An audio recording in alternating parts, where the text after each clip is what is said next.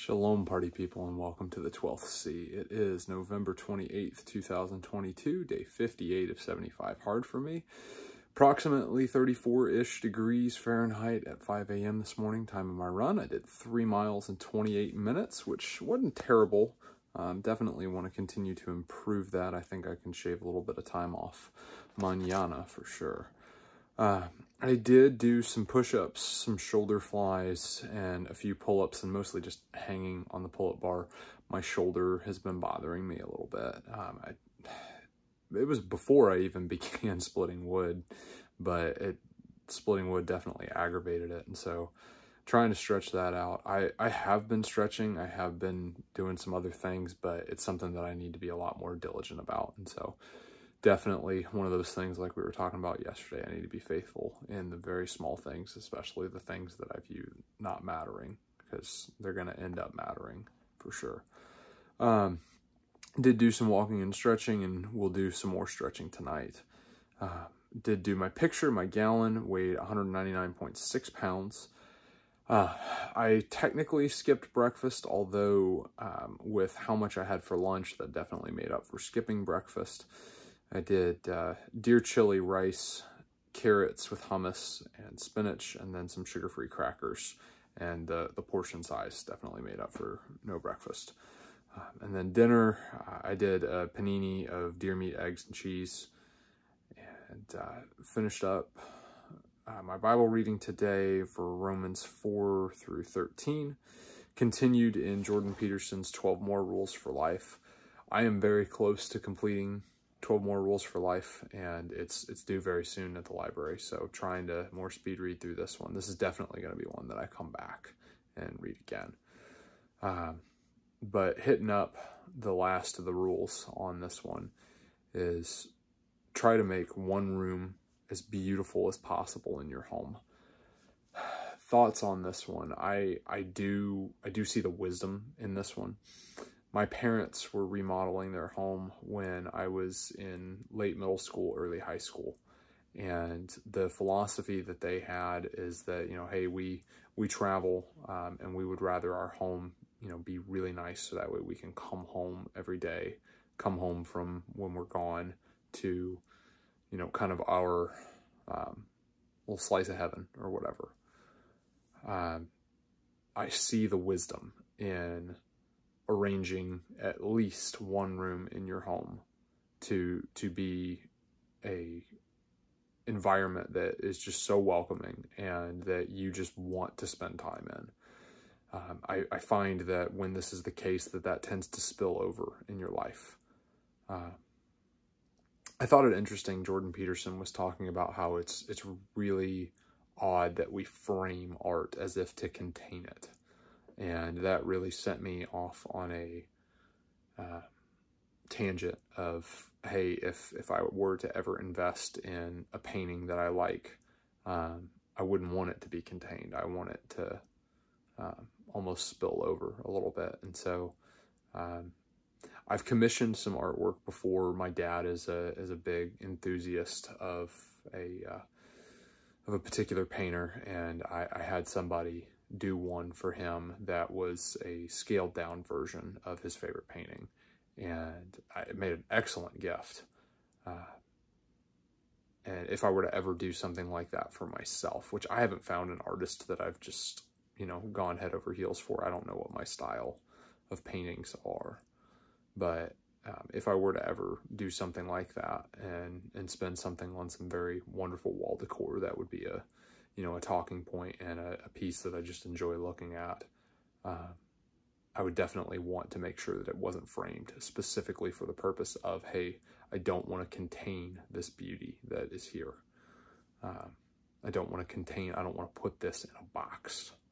So I thought that was interesting. And he also pointed out how, you know, we throw all of this artwork in museums and it gets so clustered.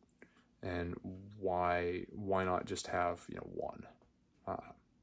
Because one, if it's the right one, is enough. If old memories still upset you, write them down carefully and completely. And, you know, this is in my opinion, akin to trying to win arguments in the shower that happened 10 years ago. You know, the things that, oh, I should have, whatever.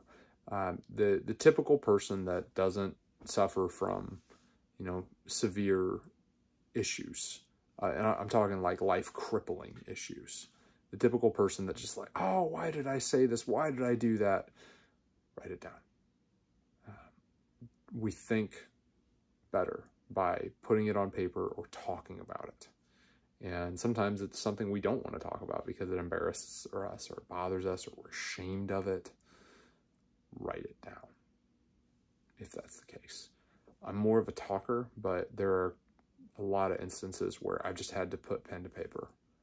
And I see the wisdom in working through things that way.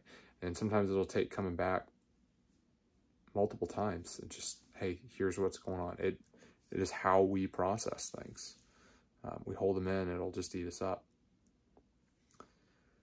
Plan to work diligently to maintain the romance carefully and completely.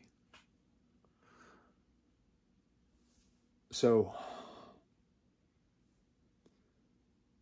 with dealing with relationships, and I'm not even talking about, you know, romantic relationships, it takes time, it takes investment.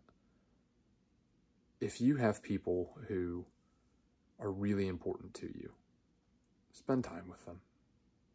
And I'm speaking to myself. Like, I've got people that I really need to spend more time with. Now, once you get into the romantic side of things, is, you know, your spouse, my spouse, so much more deserving of our time and attention and affections. And we need to unplug and spend time together. And that's something that I like what Jordan Peterson was putting out there, is that, you know, hypothetically, if you're going to be together for 60 years and you spend, you know, 2 times a week intentionally spending time together, that's 1,000 dates over the course of 60 years. And that, you know, you can either be miserable or you can work through things as they come up, because there's going to be a lot of things, but you can work through things.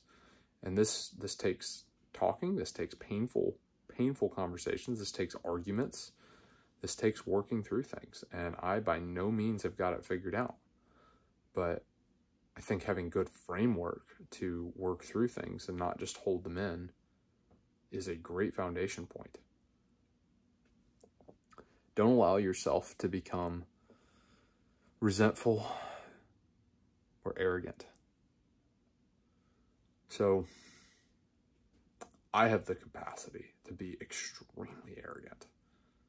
And I think a lot of this comes from having a low value of people that I don't consider in my circle.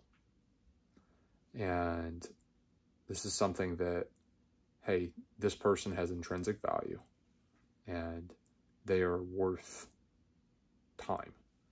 That doesn't mean that I have to be best friends with you. That doesn't mean that I have to spend a ton of time with you. But instead of just shrugging off the chance to get to know somebody better, we need to actually, hey, I'm going to listen to what you have to say. I think that goes a long way. And this is coming from somebody who just shrugged off a conversation with a over-talkative stranger earlier today. It's like, hey, man, I really don't feel like talking right now. And there is something to, you know, not feeling like talking right now because I don't want to, you know, blow up on somebody. But at the same time, it's like, hey, you can have 5 minutes of my time. We can shoot the bull and, you know, have a laugh and move on. And both of our days are better for that. And that's something that I definitely need to do better at. Be grateful in spite of your suffering. So,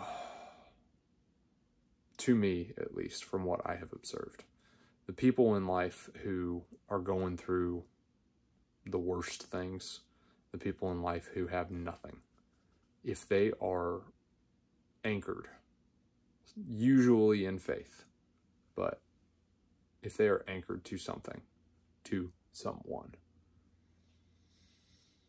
it matters.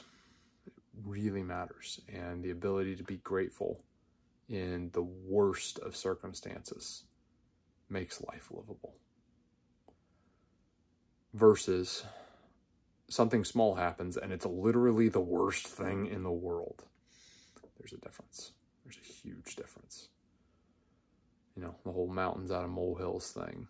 Well, I know some people who have been through more tragedy than anybody should ever go through. No one should go through what they have been through. And the joy that they have is amazing. Absolutely amazing. And it's because they know that the Father is with them every step of the way and is not going to let them go. And even though the world around them is falling apart, they are anchored in rock solid faith. And that doesn't mean that they don't have horrible days where they're just filled full of tears. They are. But the ability to find joy in the worst of circumstances, that is truly life-changing. So for what that's worth, I've enjoyed this back half of 12 More Rules for Life. It's stuff that I definitely need to improve on, but I see the wisdom. I really do. And I think that is a good starting place for not just living a good life, but living a full life. Because life is worth living, and there are people who make it hard. There are people who make it wonderful. People are the best and the worst part about life. And it is better to go through life with people in your circle who are well-grounded in faith, who are in lockstep with the Father, who praise the Messiah, and will have your back, and will also call you out when you're on some BS. So, go do hard things.